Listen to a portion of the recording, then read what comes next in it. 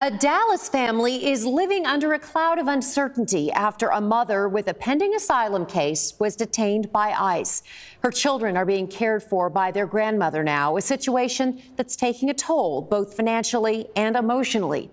Our Marissa Armas takes us inside the strife and struggle faced by not only this family, but by so many others facing the impact of immigration enforcement, detention, and possible deportation. The past few months have been especially difficult for Norma and her grandsons, Mateo and Marlon, whose last names we were asked not to share for fear of retribution. Mucha tristeza siento yo por ella.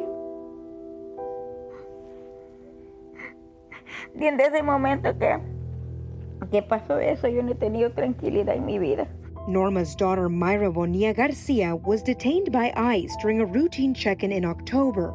Norma says her daughter was granted a work permit after fleeing Honduras in 2023 because of domestic violence. Mayra was seeking asylum in the U.S., but according to federal data, she's now one of about 49,000 immigrants detained in Texas from January to October of 2025, leaving her family concerned about what the future holds. Digo yo, si ella no llegara a salir, ¿qué voy a hacer yo con los niños? Que es una responsabilidad muy grande. Están tristes, él ha bajado mucho, ella está más gordito, él no come casi. Norma says her grandsons are still struggling to understand where their mother is. Que no estamos tristes, que todo está bien y ella va a salir pronto. Norma says since Mayra's detainment, she's been forced to clean out her daughter's apartment and notify Mayra's employer that she wouldn't be returning back to work. Como decir, cuando agarran las personas, ellos no andan pensando quién va a quedar atrás, quién va a sufrir, ni que cómo van a sobrevivir, como decir, los hijos de mi hija. Mayra's attorney tells CBS News Texas she was detained despite having a pending asylum case, a valid work permit, and no criminal record.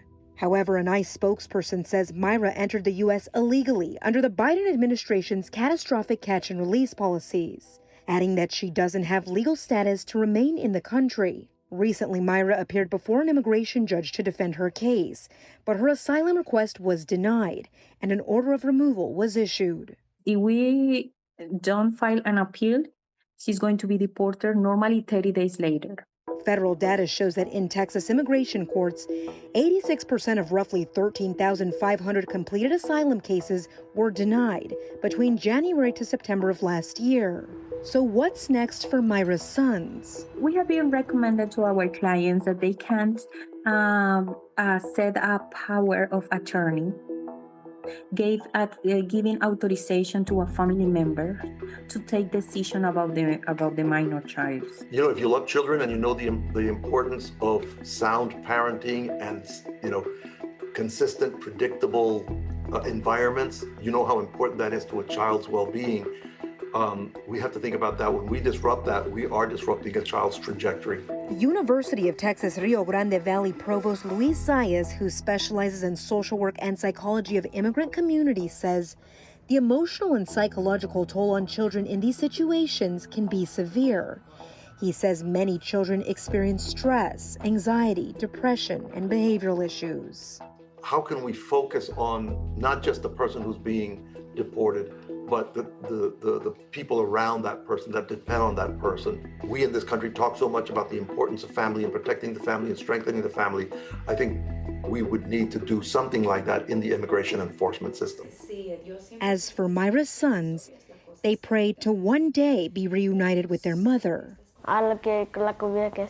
Norma says she'll continue caring for her grandsons for as long as it takes, holding on to hope for a brighter future for her family.